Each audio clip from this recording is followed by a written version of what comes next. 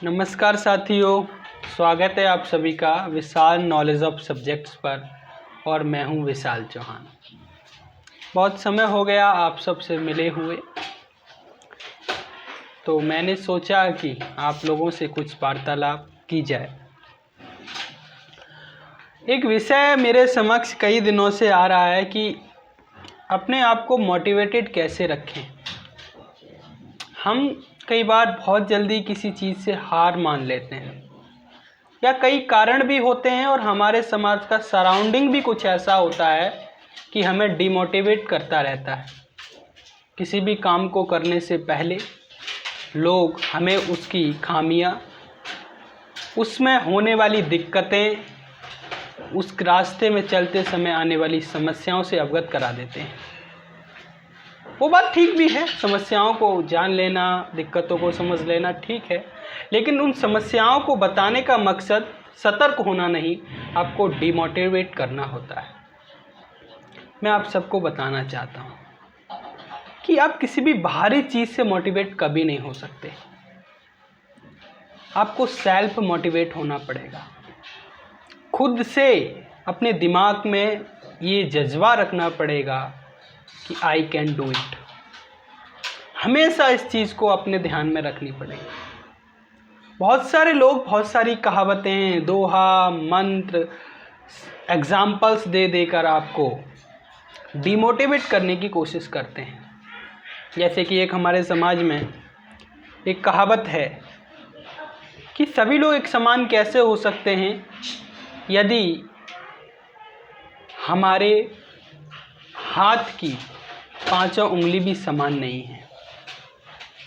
ये बात ठीक है कि सभी लोग एक जैसे नहीं हो सकते, लेकिन ये बात भी ध्यान में रखनी होगी कि हर किसी व्यक्ति के अंदर अपनी अपनी प्रतिभा होती है। हर एक व्यक्ति अपनी अपनी प्रतिभा का विलक्षण धनी होता है। हर कोई अपने आप में यूनिक होता है।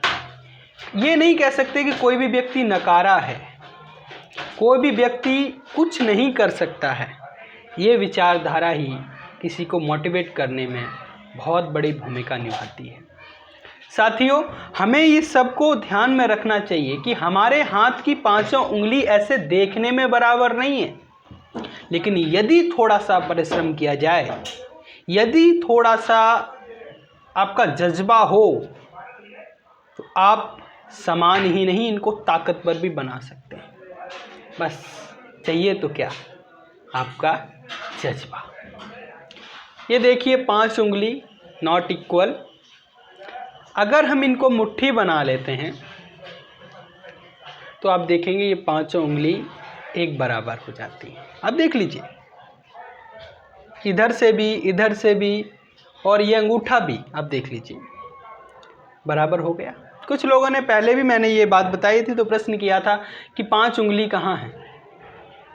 तो उन लोगों से भी प्रश्न पूछना चाहिए जो लोग आपको डिमोटिवेट करने के लिए ये कहावत कहते हैं कि 5 उंगली बराबर नहीं। उनको भी तो याद रखना चाहिए, एक अंगूठा भी है।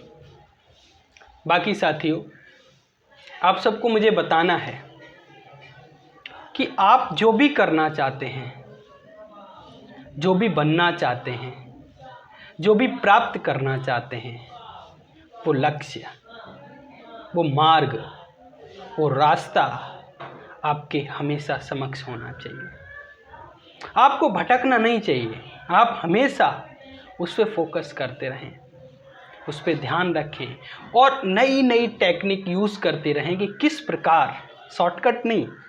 ये ध्यान रखना कि किसी भी लक्ष्य पर पहुंचने के लिए आपको शॉर्टकट यूज़ नहीं करना है, फुल कट जाना है, फुल रास्ता करना है। क्योंकि आप जितना चलेंगे उतना आपका अनुभव होगा।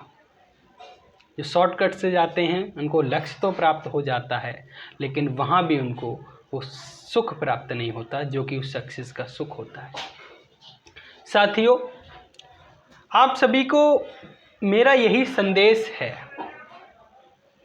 कि आप लोग अपने सराउंडिंग होने वाली अच्छी अच्छी बातों को, अच्छी अच्छी चीज़ों को, अच्छे अच्छे विचारों को अपने अंदर समाहित करें। और जो भी आपके आसपास ऐसा हो रहा है जो आपकी प्रकृति, आपके मोटिवेशन और आपके लिए हानिकारक है, उसके इग्नोर करिए।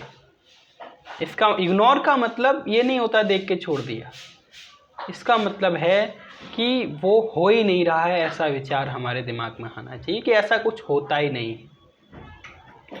दूसरी बातें, बहुत सारी बातें हैं, मेरा यही सजेशन है कि अपना एक एटीट्यूड बनाइए। अपना एक एटीट्यूड हर किसी व्यक्ति का होना चाहिए और वो एटीट्यूड सकारात्मक हो। सकारात्मक एटीट्यूड का मतलब है कि जैसे एक डॉक्टर है तो उसका डॉक्टर का एटीट्यूड अगर नहीं होगा तो वो डॉक्टर नहीं बन सकता। जैसे यदि एक छात्र है तो अगर छात्र में एटीट्यूड नहीं है छात्र का तो वो छात्र नहीं है, अच्छा अध्ययन नहीं कर सकता, अच्छा नहीं पढ़ा सकता। एक शिक्षक में अगर शिक्षक का एटीट्यूड नहीं है तो वो शिक्षक नहीं, शिक्षक कहने को है, वो पढ़ा नहीं सकता। ये बहुत सारी चीज़ें हैं। प्यारे साथियों,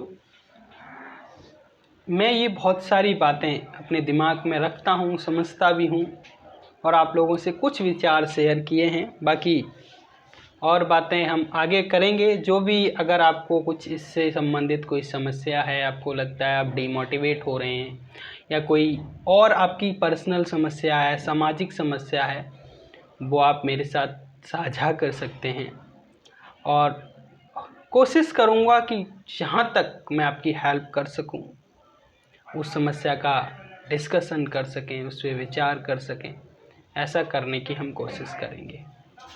बाकी इस चैनल को आप लोग सब्सक्राइब करते रहिए, वीडियो को लाइक करते रहिए, अपने साथियों के साथ भी शेयर करते रहिए, जिससे कि उनको भी कुछ ऐसी बातें पता चलें। अगर उनकी भी कुछ समस्याएं हैं, दिक्कतें हैं, वो हम डिस्कस कर सकते हैं और हो सकता है हम सब एक साथ मिलकर डिस्कस करें तो कुछ सॉल्यूशन अवश्य निकलेगा, निकलना ही चाहिए।